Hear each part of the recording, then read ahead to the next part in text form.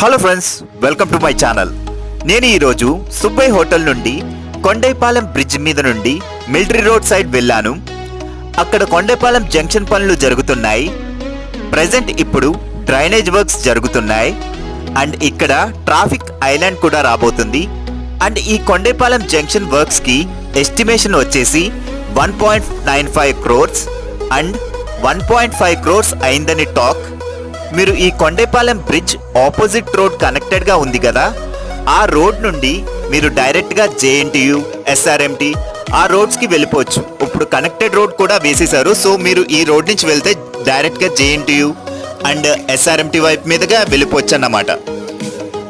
So thanks for watching the video friends. Please do support and subscribe.